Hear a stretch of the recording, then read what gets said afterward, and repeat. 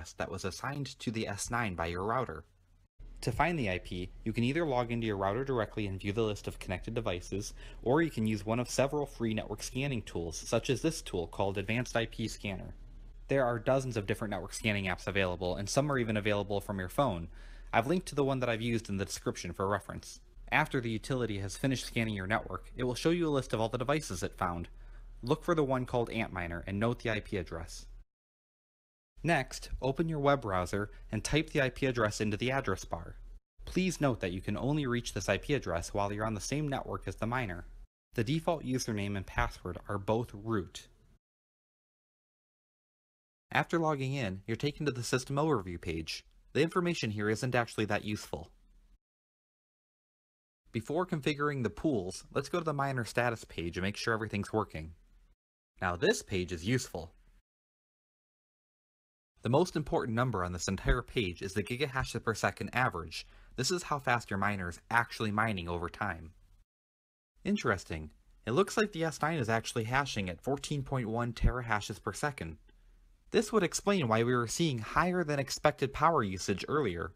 Now that we're sure that the miner is working properly, let's go configure our pool settings. From the miner configuration tab, we can see that 3 pools have already been configured by Bitmain. Left unmodified, the S9 is mining directly to Bitmain's account. For my primary pool, I've chosen NiceHash.com. NiceHash sells my Antminer's hashing power to the highest bidder and typically earns more per day than mining Bitcoin directly. Let's click Learn More under the Sell option. Yep, this is for an application-specific integrated circuit, which means it's really good at processing just one type of algorithm. The Antminer S9 is a SHA-256 based ASIC. That means that it can mine any coin based on SHA-256. I'm here in the US, so San Jose looks like the best option for me. Click Generate Stratum to generate the URL needed for your first pool.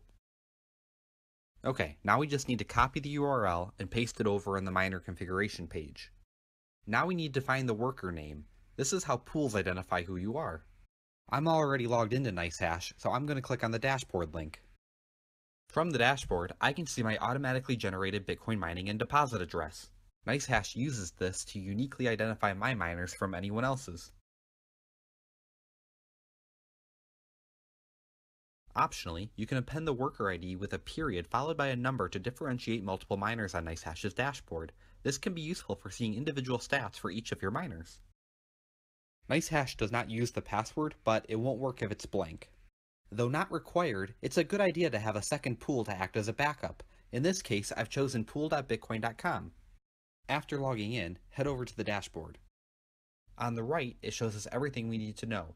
The username is used for the worker ID, and the password can be anything as long as it's not blank. Then it gives us 3 different options for mining. Use the first Stratum URL if you just want to mine Bitcoin. Use the second Stratum URL if you want to mine Bitcoin Cash.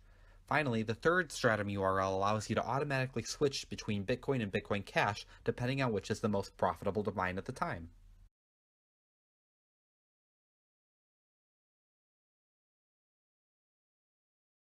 Oops, I almost forgot. You can also append a name to the worker ID for this pool as well.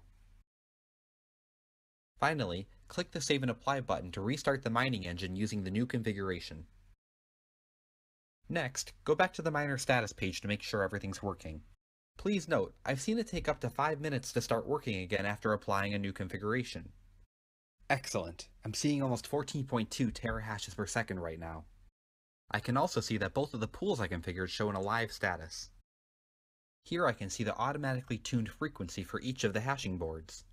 I can also see the number of hardware errors on each board since startup. It's pretty normal for a board to have at least a few hardware errors.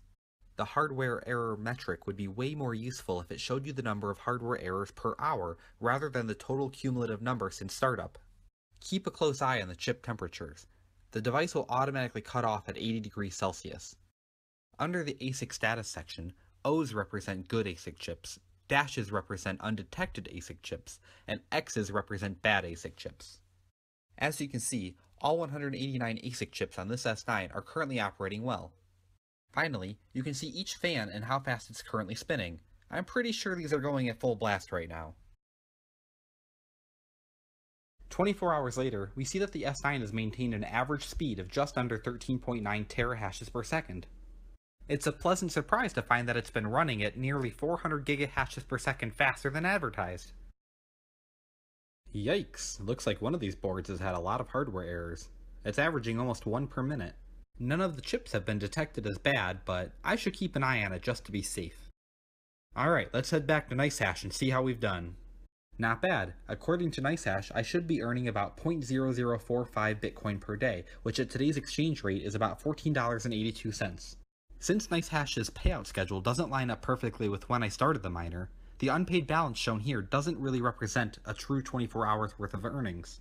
It's a little confusing to see that the daily income number shown here at $13.49 doesn't quite line up with the profitability number that showed $14.82 per day.